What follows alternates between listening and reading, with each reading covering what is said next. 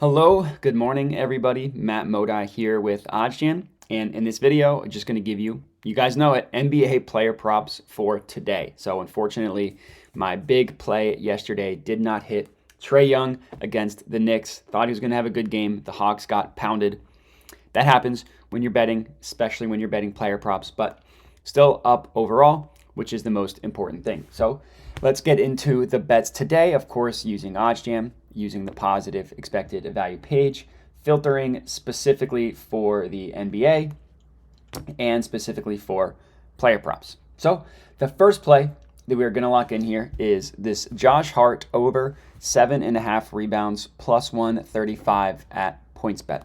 So I like this play a lot. The no vig odds price this at about plus 129. So there's a 6-cent gap between the no vig line and and what PointsBet is giving us at plus 135. All in all, equates to a profit margin of about 2.33%. So for this one, I'm going to put $50 on it. That's what I put on it. For me, that is half a unit. So for those of you at home looking to unit size, I'd recommend putting half a unit on this one. But it's still a good play. The lower unit size is not me disliking the play. It's just lowering the unit size based on the likelihood of the bet occurring and the fact that we're getting pretty good odds at plus 135. So no vig odds pulled from the sharpest sports books in the world, as everybody knows, telling you that the true line of this market should be priced at plus 129. So anywhere in which you can get better odds than the true line, than the OddsJam perfect line, is a profitable betting opportunity. In this case, again, we're beating it by about 5.5, 6 cents, something like that. So that's the math behind it. Of course, it takes 4 seconds to look at the math and see like, oh, no vig odds, percent.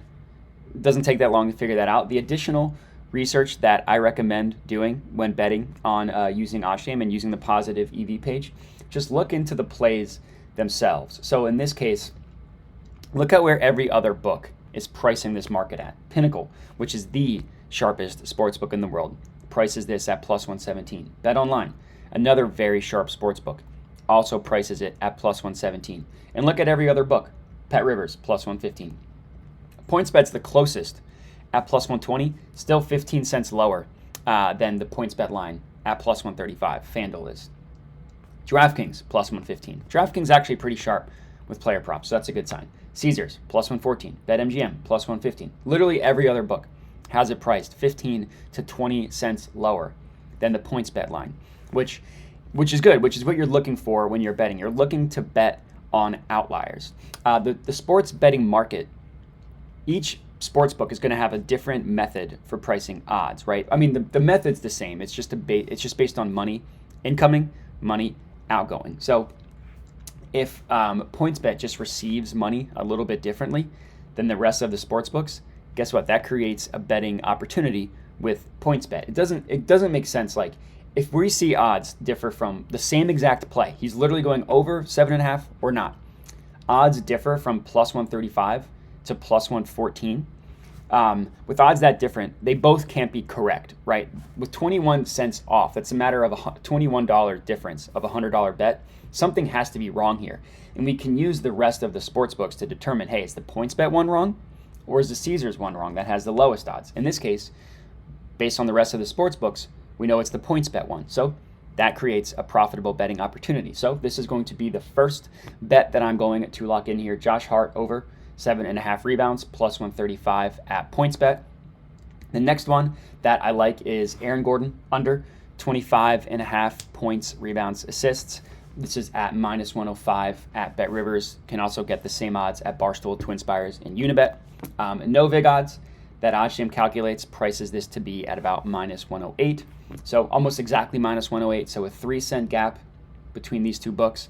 Not as big of a gap between the two numbers as the previous play, as the Josh Hart one, but I still like it. EV percent of 1.38%. Now I know that Aaron Gordon just went off in his last game for the Nuggets.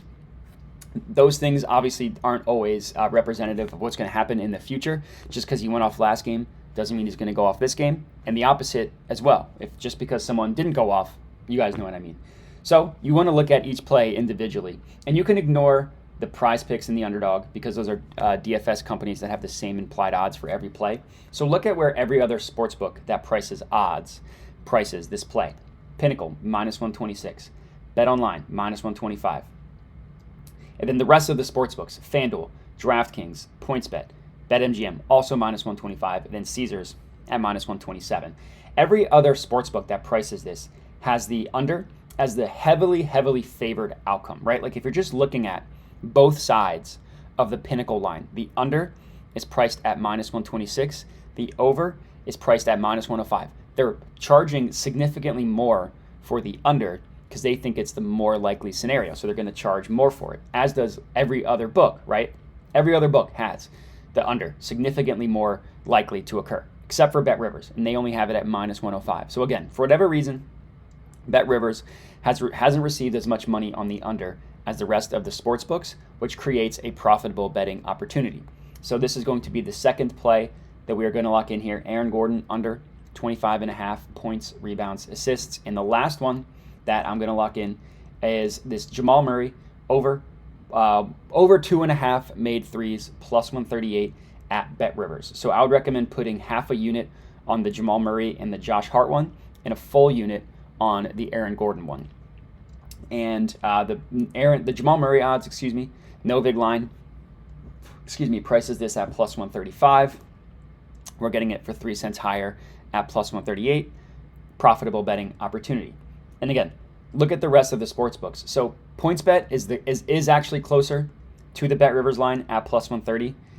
FanDuel, not really. It's still closer to the rest of the sports books, which Pinnacle, +119. BetOnline, +118. DraftKings, +120.